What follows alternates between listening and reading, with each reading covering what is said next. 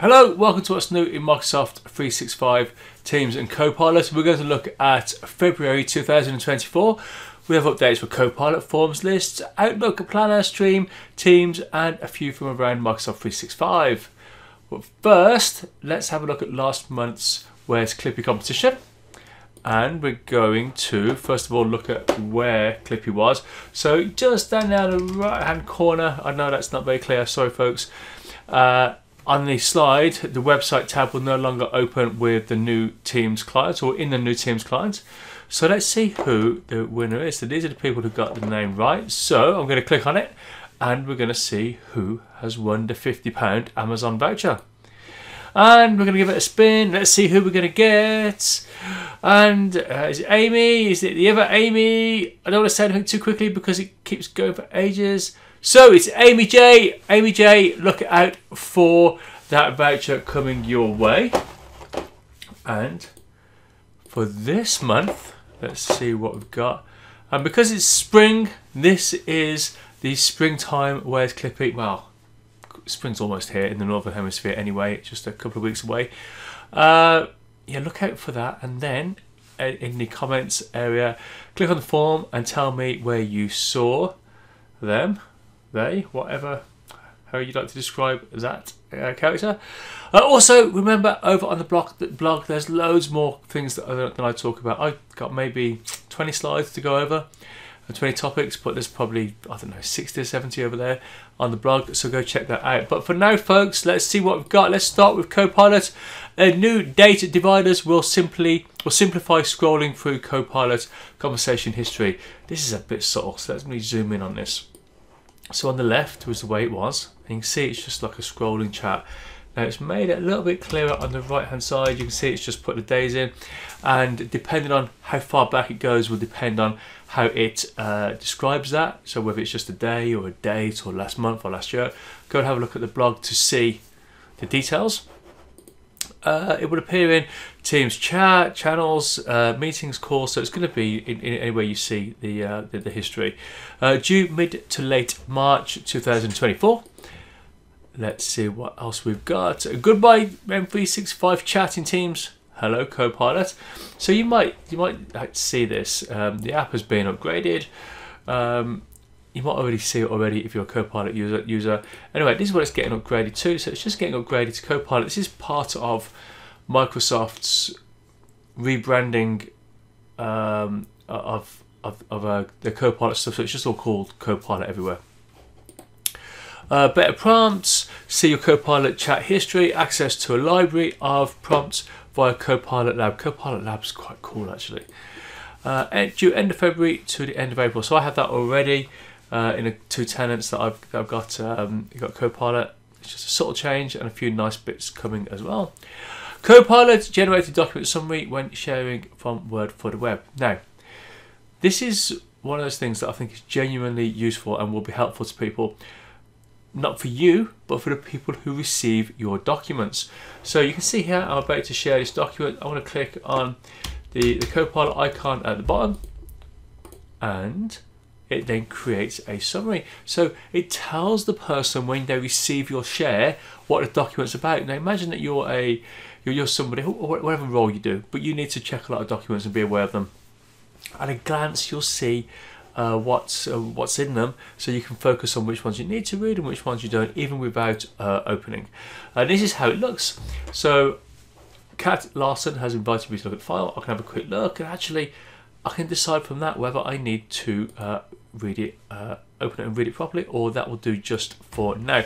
Predictably, you need a Copilot license to send these.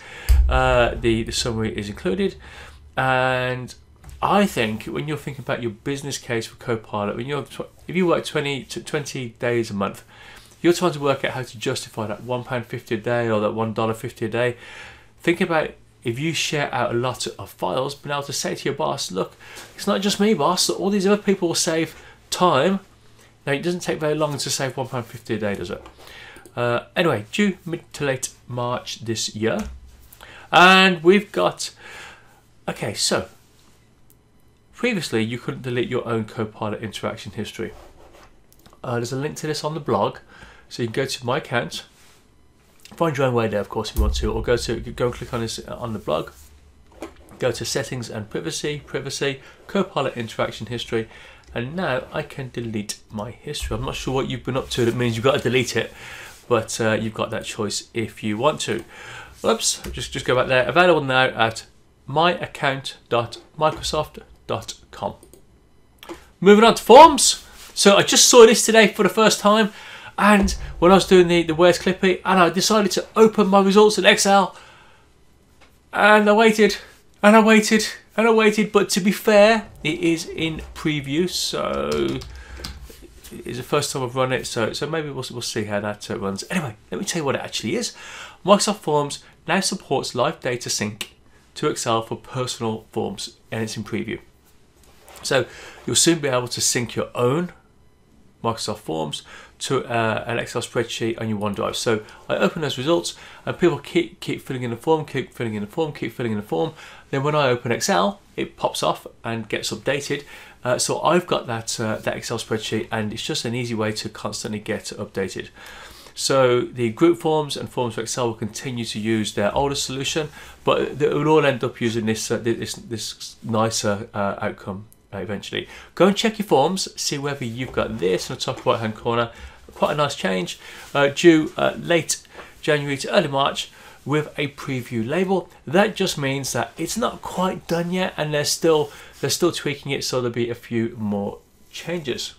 And we're going to move on to lists.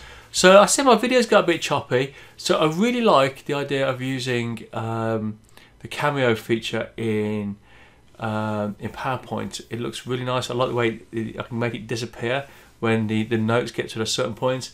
But when I'm recording, it doesn't seem to get on very well, despite the fact that I've got a really good processor and 32 gigs of RAM. I don't know. Maybe I'll revisit how I do that. But for now, folks, let's just carry on. Microsoft List is getting a new Forms experience. So it just means that in Microsoft Forms, in Lists, instead of using you could go to your list and creating new, you've got this option to create a form. So I'm going to create a new form, and now I'm going to select the fields that I want, or the columns that I want from my form, and then I go into my form. Now it might be that you don't need everyone to fill in every single part of the list.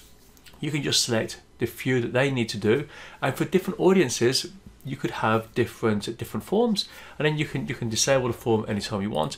Really like the look of this, folks, and the creation of this is only for people with edit permissions on the list, and due mid-March to late April. I think this looks great. Okay, moving on to Outlook.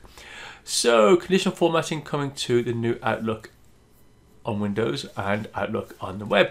So it just means that depending on the conditions that are met with the email, whoever sent it to you, or what's in the title, or things that are contained in there, you can tell it to be a certain color on the left hand side. You've got 25 to choose from.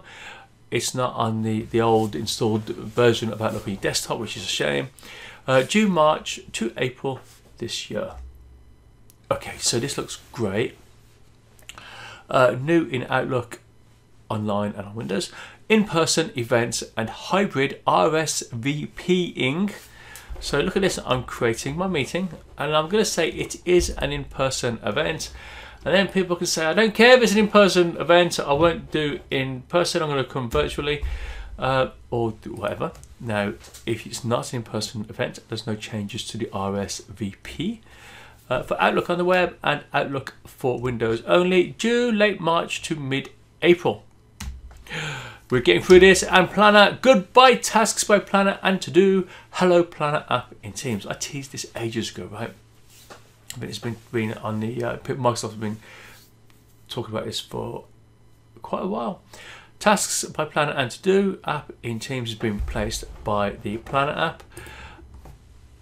All existing functionality is preserved, plus some new options and features thanks to Project Online is coming down, and to Copilot. Due late March to early May. Now, Microsoft have put quite a bit of effort into. Just put that back one. They put quite a bit of effort into educating people about this change. So if you go to check out the blog, at the bottom, which says and resources, I've put 4 links on there. So there's a bit of marketing, a video, and then quite a nice document that's got a bit, there's like a Q&A. So go and have a look at that. So let us move along. So stream, just some quick ones for stream. Site level video analytic dashboard. That might be cool. So if you have a lot of videos on your site, that'd be cool. Oh, by the way, this is a one to watch. You haven't seen this for a while. These are from this icon. It just means that it's from the 365 roadmap. So you got to take the dates with a pinch of salt, folks. The stream web app recap button. I need to rename this. So this just means that when I'm watching a video of a meeting, I press this button, it takes me back to the meeting, so I get all the resources that were available in the meeting, not just a recording. So I either need to rename that heading, or they need to recap rename the feature. Anyway, both due March. That one's due March. Add a hyperlink or text call out to a video at specific times. Now it's due from late February, so I'm not sure how long that's going to take. And it's obviously the same piece of work, adding a survey, poll, or a quiz. That again is due from late February, and I don't know how long it's going to take to roll out. Microsoft Teams, folks. So Teams meetings recap and meeting artifacts shared automatically in chat after meetings. So we're talking about the transcript, recording, the files, meeting, collaborative notes, whiteboard. Now, if you've got intelligent recap, you're going to get a bit more information. You see there's information on the speakers there, mentions and all that sort of stuff. And that is due March, around March this year. So it's got tripped up there by that transition not working quite right. Personalize your Teams group chats with images and emojis. Folks, this is not one for the fun police in your organization. So this is the bit we're talking about here. So you've got loads of group chats, and for whatever reason you got so many, and actually they get a bit samey, right? Sure, this tells me that there's 3 or more people here, but they do get a bit samey. Anyway, you're going to get to choose one of these images. It might be that you think an octopus is the appropriate thing for your work chat, or maybe you want a rocket or a rabbit coming out of a hat. Anyway, you can also upload your own image or use an emoji if you prefer. I think actually, I'm joking about it, but I'm quite a visual person, so I think it'll be useful just to very quickly identify the chat that you're going to. And that should be here somewhere from the middle of March to late March. Okay, so you folks who are using town halls, if you're an organizer and you've got presenters, you've got this your own place to chat. You can see here up on the right hand side. So we've got everyone chat, and we've got organizers and presenters chat. I think that's great. So you can chat before, during, and after the event. So I'm not sure what that date is, folks, but that should be here anytime now. So folks, optimize screen sharing for video during Teams meetings due mid to late March this year. So I'm trying to show a video in my meeting, and I just want it to perform a little bit better. So I'm going to click on optimize for playing video. Delayed real-time calendar notifications. So the ability to have been notified about things you've been invited to, things that are late, coming into your activity feed a little bit late. Delayed. You soon be able to archive channels in Microsoft Teams. So here is a screenshot from my tenant that I'm playing. So I get things a little bit early here, but you can see this is where it's going to be, because this is how it's going to look, almost certainly. But when I start seeing stuff in my tenant that comes early, that means that it's almost here, folks. You're going to get it any time now, but certainly by the beginning of April, apparently. Delayed, remove activity feed items in new Teams. So that's due over the next month or so. Although actually, I do see it. I can swap this image out now. I do see this in a tenant now. What else have we got? So my PowerPoint is really struggling today. So my transitions aren't working. So this is a channel meeting invitation. Allow the organizer to send a channel meeting to everyone in the team, due by early March.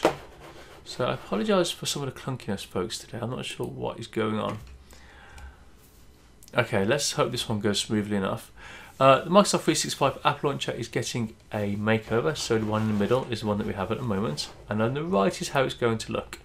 So we've got a new search bar to quickly find our apps. One-click creation section for popular apps. Let's just have a closer look at this. So just very quickly create a Word document, Excel, PowerPoint. I think that's really neat actually, I do like that. So just even faster creating documents. A link to Microsoft365.com, so that's going from the top and it's going to become its own icon here.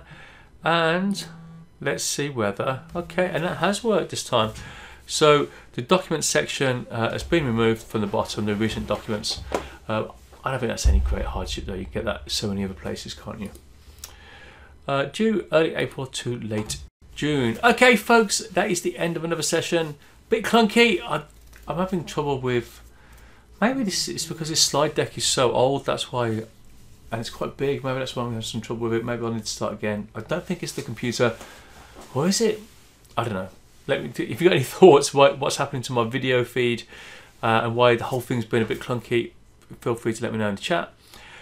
Anyway, you can follow on X, Twitter, YouTube, LinkedIn. Sign up to the podcast blog, go to the blog if you want to and find out all about those things. But for now folks, that is the end of a slightly clunky update. Apart from the little glitches, I hope it was helpful to you. Go and read the blog if you want to know more. Don't forget to go to the notes and fill in the form if you have seen Clippy, and there could be a £50 Amazon voucher coming your way. We're done. Catch you next time folks.